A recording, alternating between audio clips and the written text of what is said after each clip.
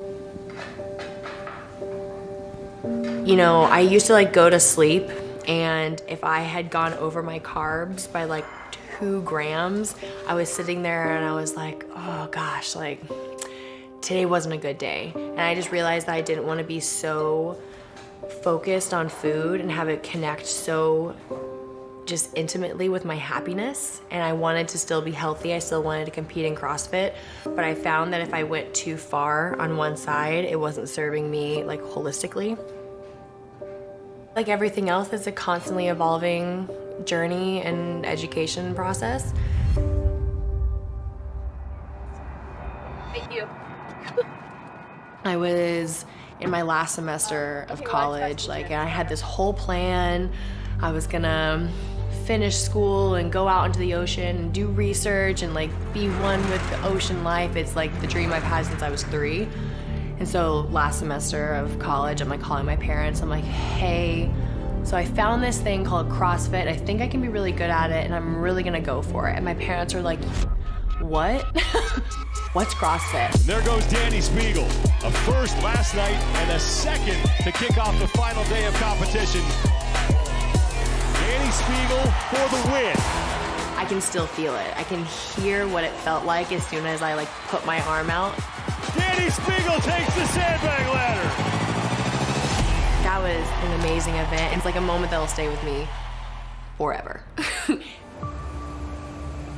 My biggest issue is always the running and the pounding of the body, and it's just no secret that some of the lighter athletes don't struggle as much, but then again, you know, I'm one of the stronger athletes, so it's finding that perfect balance.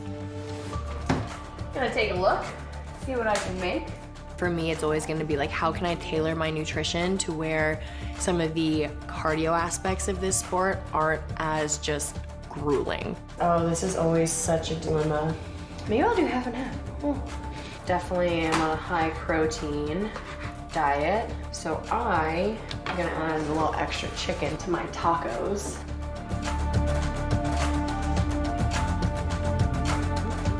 Typically, I need to cut a little bit before competition, so it's just tailoring that, making sure I still have enough energy to train as much as I need to while maintaining in like a cut.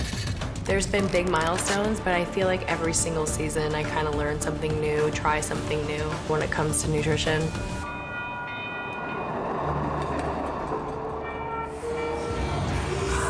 I don't have like a true structure. I just kind of like go and see what other people are like, maybe what like Krypton did today. So please hold. I'm figuring my life out.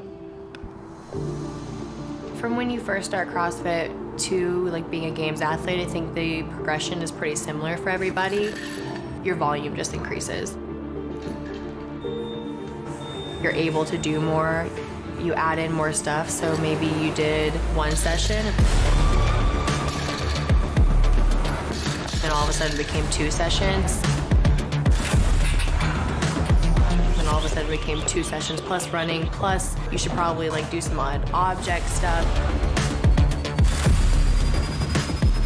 Try to get as much volume in as we can while, you know, honing in our own personal weaknesses. For 2023, I would say I'm still kind of like, all goals are kind of just up there and I'll kind of reach for one when the moment kind of presents itself and it feels right. I want to go out and compete. I want to go and do the best that I can, but my goals have always been bigger than just the competitive side of CrossFit.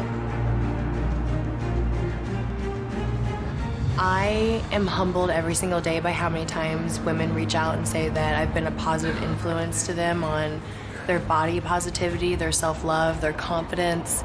I want to continue just to inspire women to love themselves and be empowered. And while I love competing in CrossFit, it'll always be a goal to go out there and go to the CrossFit Games, continue to do well as a competitive athlete.